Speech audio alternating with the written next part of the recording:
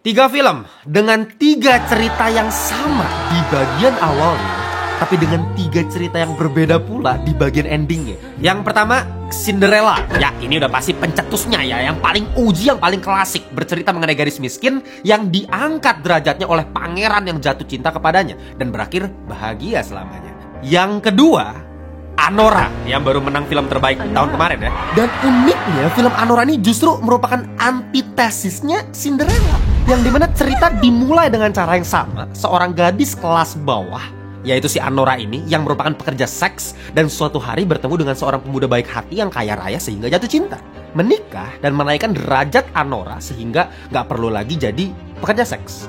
Tapi yang justru berbeda adalah endingnya, yang dimana film Anora ini memutarbalikkan kisah indah Cinderella secara brutal menjadi potret dunia modern, yang dimana si pemuda kaya raya ini bukanlah Prince Charming sang penyelamat, melainkan Prince Charming sang penghancur, seorang putra oligarki yang sangat kekanak-kanakan. Dan inilah realitas kapitalisme. Inilah kenyataannya. Tidak ada ruang untuk dongeng.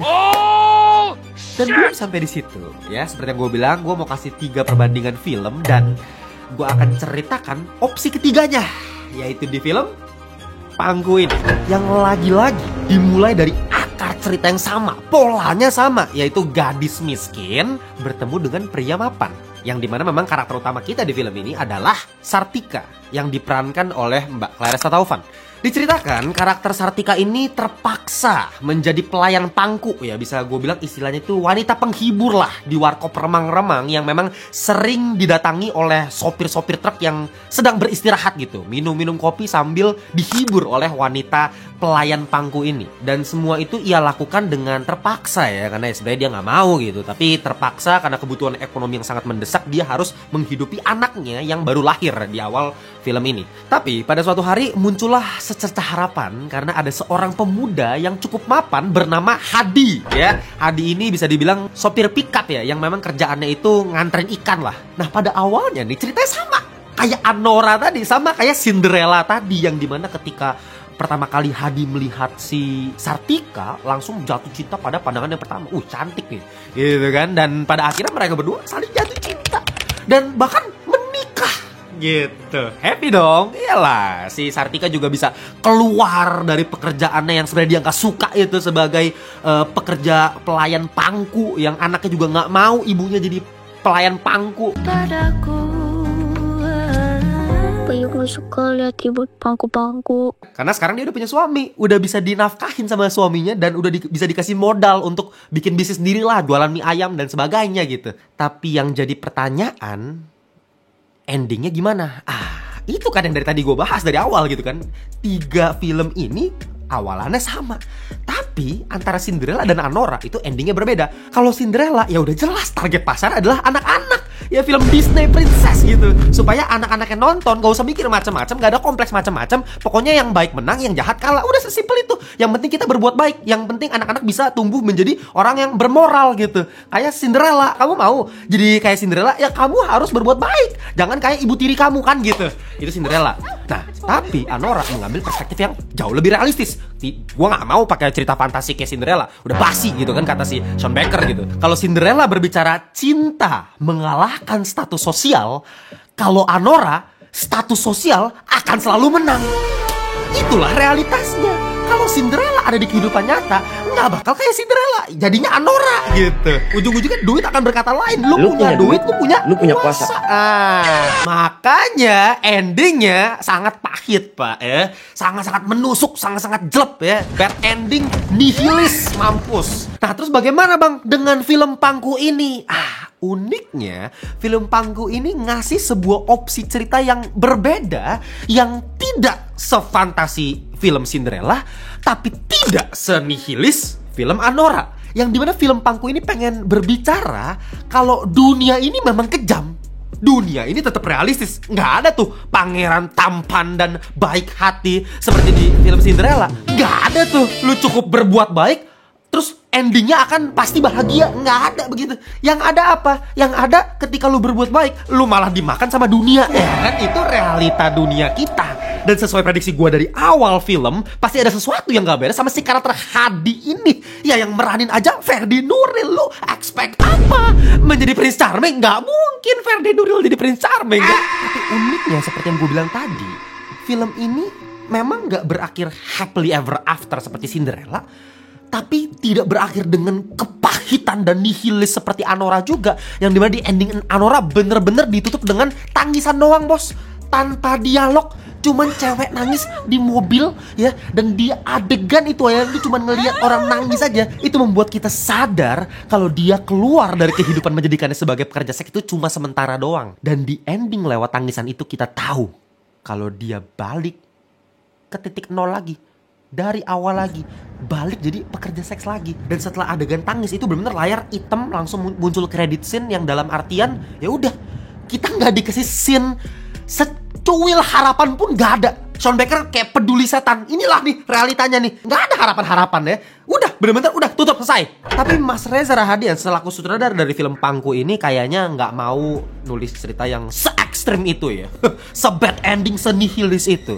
Ya meskipun dia pengen kasih tahu ya tetap realistis, dunia tetap kejam, tapi akan selalu ada harapan ketika manusia berjuang. Ini tipikal film Indo banget lah ya. Kayaknya jarang ada film Indo yang berani ekstrim bad ending gitu. Mungkin karena penontonnya juga gak bakal cocok juga sih. Bahkan film kayak Pengepungan di Bukit Duri sekalipun yang endingnya se-bad ending itu kan kurang nihilis apa tuh. Tapi tetap dikasihkan scene secuil harapan dengan bocah yang berhasil keluar di tengah kerumunan massa yang sedang mengamuk ya. Itu kan secuil harapan ya, meskipun tetap bad ending sih. Cuman ya itulah, kayaknya susah kalau misalnya di sini kita bener-bener pure bad ending kayak film-film luar ya.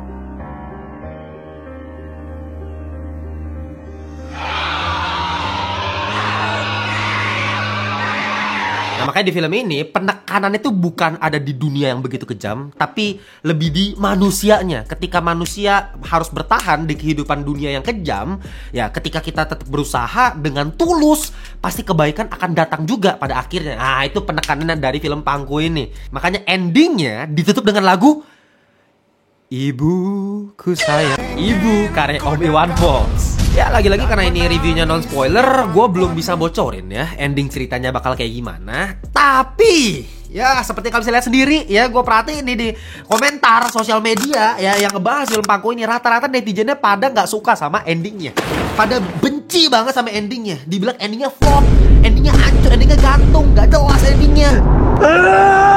Oke, seperti biasa, gue akan selalu jadi diri gue sendiri ya. Gue akan selalu jujur sama diri gue sendiri. Gue gak akan menjadi orang yang sok edgy ya. Oh, ini ada makna lain nih di ending scene-nya nih. Oh, kalian gak ngerti aja, gak nangkep aja nih, ada makna di balik shot ini nih. Ini shotnya berbicara nih. Mohon maaf ya. Jujur, sejujur-jujurnya gue termasuk orang yang benci ya sama endingnya. Kalau orang benci sama ending dari film Joker kedua, kalau orang benci sama ending dari Anora, kalau orang benci sama ending dari No Country for Old Men yang tiba-tiba mati layar hitam begitu, apa nih maksudnya? Gua masih bisa defend filmnya. Kenapa? Dari segi objektivitas, gue masih ngerasa ada yang bisa dipertahankan dan gue rasa ini masih film bagus. Gue masih punya argumen untuk ngebantah itu. Yang dimana gue ngerasa, ya lu bilang jelek itu selera subjektif lu aja yang bilang jelek. Dan apakah itu salah? Enggak juga. Namanya selera manusia beda-beda. Jadi nggak bisa dipaksain. Ini film bagus buat semua orang bagus. Enggak, gue nggak pernah bilang kayak gitu. Lu bilang jelek, nggak suka, itu hak lu. Yang dimana otak kita kan bisa berkembang sendiri. Jadi sepanjang film, ekspektasi kita kebangun nih, kebangun menuju satu ekspektasi yang cukup tinggi.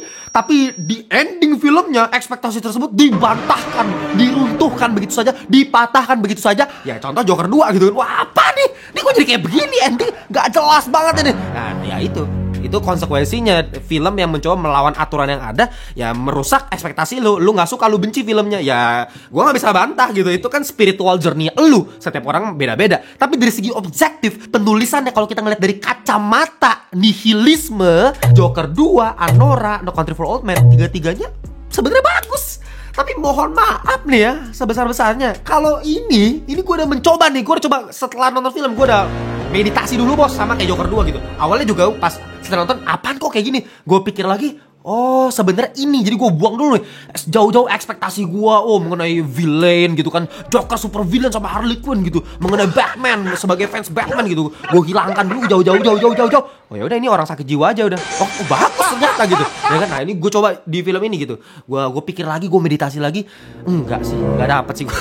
Ya oke, ini gue bakal jelasin kenapa. Jadi secara esensi cerita gue nangkep banget apa yang pengen dibicarain sama Mas Reza Rahadian. Ya seperti yang gue bilang tadi, di sini pengen kasih secerca harapan dengan ibu yang berjuang untuk anaknya menempuh kehidupan yang kejam, gitu kan intinya kan. Pesannya sih jelas, tapi penyampaiannya nggak jelas. Jadi dalam penulisan naskah tradisional, standarnya itu film dibagi jadi 3 act, terus dibagi lagi jadi 8 sequence. Ini kita berbicara yang tradisional, yang konvensional ya, bukan yang non konvensional, yang aneh-aneh. Misalnya kayak Quentin Tarantino, ya ada lah beberapa sutradara yang mencoba untuk melanggar sengaja gitu, melanggar. Tapi kalau mau melanggar ya syaratnya lu harus tahu dulu, lu harus paham dulu, pahami standar bakunya dulu. Ketika lu udah paham standar bakunya, lu mau otak-atik, lu mau mainin itu terserah. Contoh Tarantino gitu kan,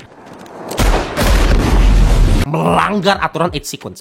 Tapi film ini masalahnya dari awal tuh jelas, ini 8 sequence, jelas banget. Oke, kalau kalian masih bingung, gue jelasin satu-satu.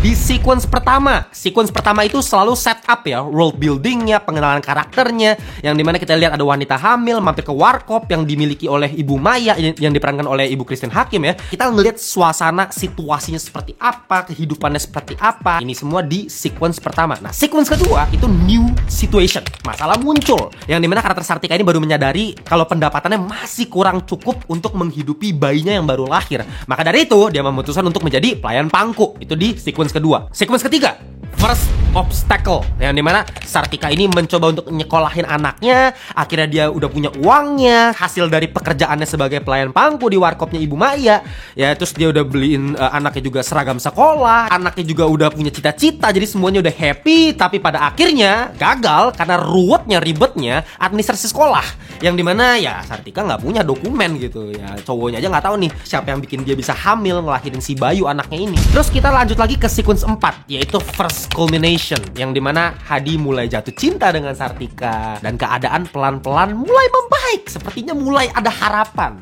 Masuk lagi ke sequence 5, yaitu apa? Midpoint, yang dimana di sequence ini biasanya ada kejadian besar yang merubah arah cerita. Kalau di film ini ya jelas, Sartika dan Hadi akhirnya menikah. Kenapa merubah arah cerita? Ya jelas karena Sartika yang awalnya harus menjadi pelayan pangku, sekarang udah nggak perlu, udah bisa dinafkahin, dikasih modal untuk bisnis sama suaminya yang baru ini karena udah menikah, happy, main di pantai, bahagia, happy. Ya ini midpoint ya, sequence kelima. Dan masuklah kita ke sequence keenam, yaitu The Fall ya, kejatuhan karakter, kegagalan karakter. Ini semua terjadi di sequence ke-6, yang dimana saya tidak bisa ceritakan apa yang terjadi karena itu akan jadi spoiler. Oke, sekarang masuk ke sequence ke-7. Nah ini dia yang jadi masalah, karena sequence ke-7 adalah klimaks, titik puncak ya, ibaratnya kayak pertarungan di akhir nih yang akan menjadi kemenangan gitu biasanya gitu kan. Nah sequence ke-7 di film ini itu dipotong. Ada sih sequence ke-7, cuman nggak dijadikan bagian penting dari film ini. Yang lagi-lagi setelah berpikir dari sudut pandang perspektif pesan yang ingin disampaikan Mas Reza Rahadian, perjuangan ibu, ya jelas ya memang fokus utamanya ya dari sequence 1 sampai sequence 6. Itu bener-bener fokus ceritanya di situ, dimainkan dengan tempo yang begitu lambat. Jadi ya gue kasih warning juga nih ya buat kalian yang selalu komplain gitu ketika gue bilang film ini bagus nih, berkualitas nih, ini dewa 10/10. Terus lu nonton kayak apa nih, ngantuk bang, gak jelas, rekomen lu aneh. Ya lu, selera lu yang gak bisa pasal lambat gitu. Ya bukan salah lu gak bisa pasal lambat, tapi selera orang beda-beda. Ya bukannya gue yang salah gitu loh. Gue cuman berikan fakta objektifnya secara filmmaking. Kayak misalnya di film ini banyak banget shot-shot yang statis, kameranya bener-bener diem untuk membuat penonton tuh meresapi pelan-pelan ya, meneliti, mempelajari atmosfer lingkungannya. Makanya dari segi production setnya, production desainnya gile banget bos, keren parah Pol. Ini bener-bener gue udah lama gak ngeliat film Indonesia seindah ini. Yang dimana kan gue juga sempet nemuin kolom komentar lightingnya kurang nih, terlalu gelap. Justru itu intinya. Kalau kalau nggak dibikin segelap itu, nggak dibikin seloki itu, ya dibikin lighting yang ya nggak jadi miskin, ngerti nggak sih? Lingkungannya nggak bakal sekumuh itu. Justru karena lightingnya redup. Nah itu yang bikin, oh ini bener-bener kok terpencil banget nih, daerah kampung banget nih. Ini bener-bener mengingatkan gue sama film jadul 1998 Daun di Atas Bantal. Buat gue itu film Indonesia terbaik sepanjang masa. Dan ya itu sama kumuhnya itu kan, by the way itu juga 1998. Ini juga latar tahunnya 1998, mengambil latar yang sama, kehidupan ekonomi yang sulit gitu. Lu bisa lihat dari makeupnya, damn, terlalu bagus. Gue paling benci kalau film ya mau ngasih lihat kumuh masyarakat miskin ya, mohon maaf ya maksudnya kalau emang filmnya pengen mengeksplorasi itu, tapi aktornya rambutnya masih bagus, masih ngembang, masih bervolume, kulitnya kering, nggak ada keringetan. Apa ini kayak palsu banget loh, fake banget, settingan banget gitu, kayak bohongan banget. Ya, ini, makeupnya bener-bener Ibu Christine Hakim dari pertama kali, shot pertama. Bajunya udah longgar begini, ya lu tau lah ya, yang bener-bener lehernya tuh udah sampai kayak begini ya, tali BH-nya kelihatan, rambutnya lepek banget, kayak udah kumuh banget, udah berapa lama kayak nggak mandi gitu, kayak udah keringetan apek gitu, bener-bener inilah realistis gitu loh. Dari segi furniturnya ya, barang-barangnya, sofanya udah ada yang robek lah apa, ya tekstur dindingnya bener-bener, gue paling gatel kemarin nonton Abadinan Jaya itu, aduh, set productionnya polos, clean, kayak dicat, ya jelas-jelas kayak dibangun, bangunannya itu jelas gitu. Kalau ini nggak dibangun, ini kayak beneran gitu, kayak rumah warga beneran gitu, kayak kumuhnya, depthnya, kedalaman warnanya, color gradingnya juga cakep banget, ya sound design-nya itu gila banget karena memang ini filmnya minim dialog, ya scoringnya juga minim, jadi bener-bener harus mengandalkan sound design. Jadi sound designer memang harus ekstra kerja keras untuk menampilkan situasi atmosfer yang bener-bener realistis gitu, kayak misalnya di kesunyian tapi kok di kejauhan sana ada disco pantura gitu kan, samar-samar kedengeran gitu ya, dikit-dikit gitu. Itu kan bener-bener membuat kita penonton secara rasa hadir di situ. Oh ya, ini benar-benar situasi yang nyata, world buildingnya nyata, dan scoring musik itu masuk ketika memang diperlukan gitu. Jadi nggak lebay, nggak dramatisasi yang Sayang, udah. Jangan palaku sayang. Cukup Lisa, cukup. cuman dengan petikan gitar gitu kan, flute, udah. Terus pas lagi momen bahagia, stringnya masuk, ya kan? Terus masuk ke sequence 6, The Fall, cuman mainin pakai 4 nada flute doang, 4 nada minor. Dari situ aja cuman 4 nada minor. Terus matahari mulai pelan-pelan terbenam. Di situ kita oh, something wrong, man. Itu kan gambaran dari apa? Show, don't tell. Nggak usah banyak dialog, nggak usah ada narator yang ceritain. Latar tahunnya pun itu cuman lewat dari radio, udah oke, Presiden Habibie, lu udah bisa tahu latar waktunya kapan, tahun berapa. Itu kan show don't tell gitu. Makanya gue keinget banget ada satu scene di film ini yang di The Fall-nya ya, ketika si Sartika ini mengetahui apa yang terjadi sama suaminya. Ini suaminya kenapa gitu kan. Nah di situ itu bener-bener cuma pakai wide angle, lightingnya low key, dialognya bener-bener dibikin hening aja gitu dari kejauhan. Kita sebagai penonton bener-bener kamera statis, kita ngeliat aja nih si Sartika lagi ngobrol nih sama satu orang mengenai suaminya. Terus dari ekspresinya dia kita bertahu, wah anjing ini ada yang gak bener sama suaminya. Itu kan apa? Film Up kan. Lu kalau nonton film 4 menit film pertamanya Up, ya itu nangis dong lu kan, Married Life gitu kan. Itu kan sama tuh, wide angle, apa, kamera dolly memperlihatkan istrinya lagi nangis. Kita tahu, oh dia nggak bisa hamil gitu kan, tanpa dialog. Itu namanya visual storytelling, dan itu berhasil dilakukan oleh Mas Reza Rahardian, debut sutradara loh. Gila emang, makanya dia. Bahkan fall yang paling fallnya nih, yang bener-bener menurut gue ya ini sebenarnya klimaksnya di sini gitu, yang bener-bener kejatuhannya. Ada satu adegan tanpa cekcok sama sekali, tanpa adu mulut sama sekali, cuman nangis. Terus satu orang yang ditinggalin, kamera mulai menjauh. Abis itu drone shot memperlihatkan si Sartika sama anaknya harus bawa gerobak menuju ke satu jalanan kosong tanpa ujung gitu, kayak damn. Itu kan udah berbicara, anjing lah, nih bangsat juga nih orang gitu, kayak itu lewat apa? Visual, nggak ada dialog, nggak ada adu mulut, nggak ada teriak-teriakan, nggak ada bentak-bentakan. Atau misalnya Sartika pas harus ninggalin Ibu Maya karena dia udah bersuami gitu kan sama si Hadi, dia harus ninggalin Ibu Maya gitu. Itu perpisahan lagi-lagi, nggak ada lu sampai sujud juga.